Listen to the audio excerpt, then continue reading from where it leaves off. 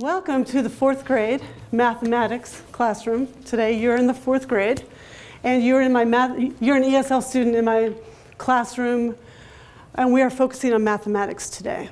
Our content objective is to draw points, lines, line segments, rays, angles, and perpendicular and parallel lines, and to be able to identify these in two-dimensional figures. Our language objective today is to listen to oral instructions, follow 1 and 2 command instructions, and read written instructions orally. So prior to learning, just so you guys know, you're my students right now, just so you know, in math class, you have been working on the same standard in math class. So you're in my ESL classroom now. And so these terms should be fairly familiar to you. And this could also be used as a preview activity with proper scaffolds in place. Okay, today we're going to be drawing a robot. This activity can be used, it's a listening skill activity. It's for the math content area. Fourth grade, language levels 2, 3, and 4, and 5 would be pretty successful with this activity as it's created today. You can see the content area vocabulary, and our grammar focus today is prepositions and adverbs.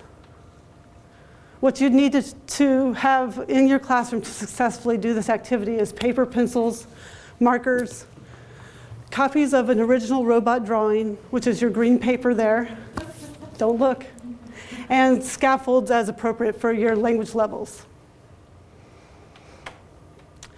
Okay, so let's get right into it. And we're not going to spend the whole amount of time it'll take you to do this drawing today. You're going to get a snippet of what it'll feel like today.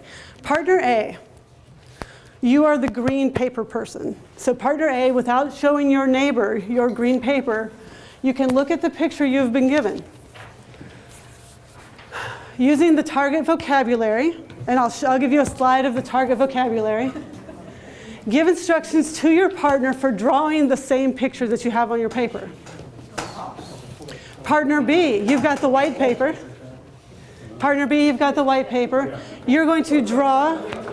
Okay, let me let you guys look at the robot for a second. Okay, partner A, did you look at your picture? Don't let anybody see it nearby. Partner B, your job is on your white paper to draw according to the instructions given by partner A. Partner B, you're the white paper person. You are the only person who can initiate clarification of the instructions. So the person giving instructions, if you see they're not doing it quite right, you just got to let them be. Okay, but partner A, if you want to clarify, the goal is to be the ones who most closely draw the target picture. There's a prize involved, fourth graders. So the person whose picture is the closest to the green paper, it looks the most accurate, you're going to get a fabulous prize. Okay. So these are the target vocabulary on the board. You can use that to help you. There's also scaffolds on the table. I feel like if you're a graphic design person, You've got 3 minutes, folks. 3 precious minutes I'm giving to this. Ready, go.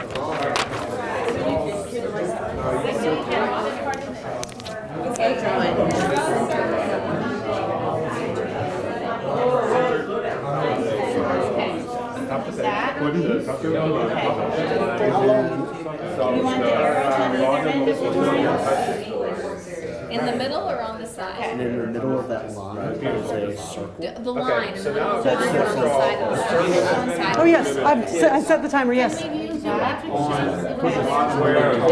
Oh, yes, you can. That's fine, however you can get it across, but that's fine. But this is the main target vocabulary, though. Yeah.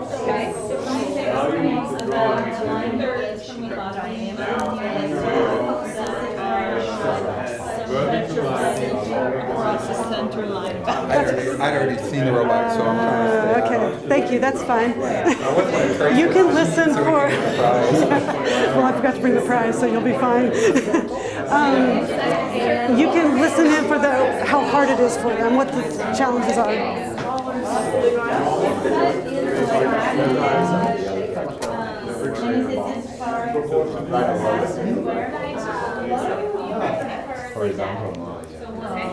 over here, same thing. Now, when they say lines, Is that all right? the line And that then you like this. go on should look like this. Put arrows, okay? So now you're gonna draw the sides. Okay. Now, within the circle, I would like you to draw two smaller sides. So like this. Two smaller sides. Just a line. So it's just with the Now, line and the arrow head. Here's some scaffolds to give you some support. Some other things you can use.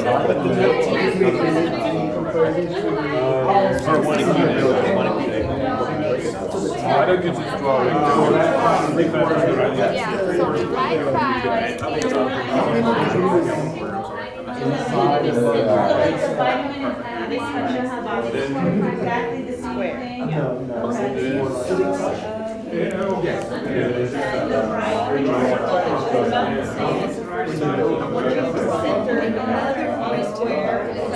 this one is going to be okay, are they do they start with sales? Do they start with so you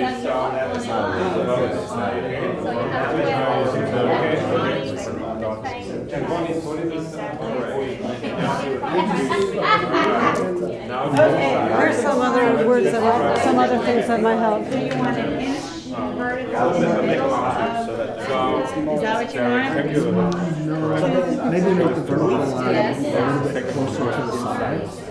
so smaller than And then about an inch long, rectangle. right in the middle of the rectangle? And then center bar is gonna be Okay, now there is. Right about there. my left robot's right.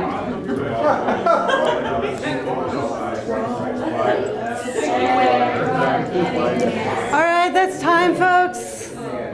Drop your pencils where you're at. Well, I went with a guess and Okay, I know it'll be hard to drop your pencil, but it's only fair to drop your pencil. Later today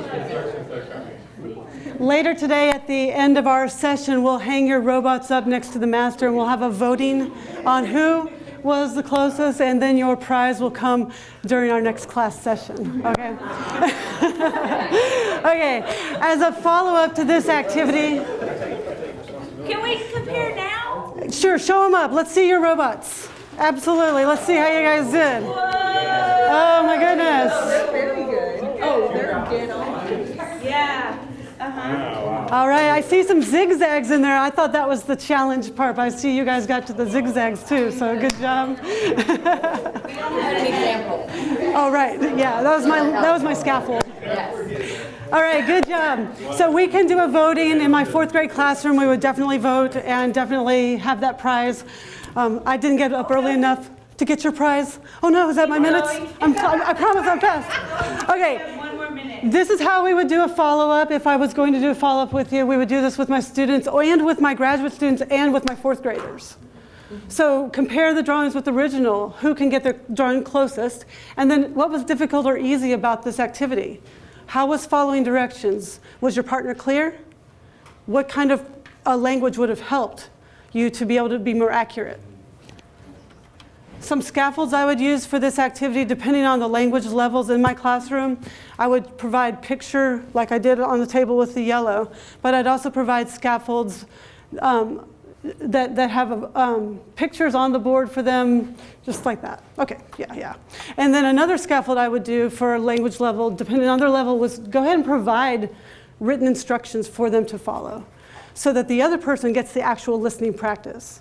It just depends on the levels of the students in the classroom, but this would allow someone to speak and the other person to practice their listening without having to know all that language. Language extensions, so this activity could be used in other ways as well. We could have students write the directions.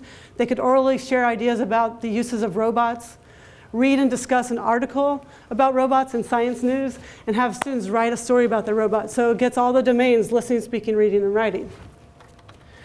Applying this to other content areas. Science, you could draw and label the parts of a cell as dictated by your partner. Language arts, draw external features of the setting of a story. Social studies, you could use information gap activities for geography, for example. Okay, graduate students, now it's your turn. You're going to create a micro-teaching lesson that incorporates the skills of listening into a content area lesson. You need to include content and language objectives, list of materials, all directions, teach and record the lesson, include scaffolds for at least 2 language levels. Language extensions and other content area applications need to be evident.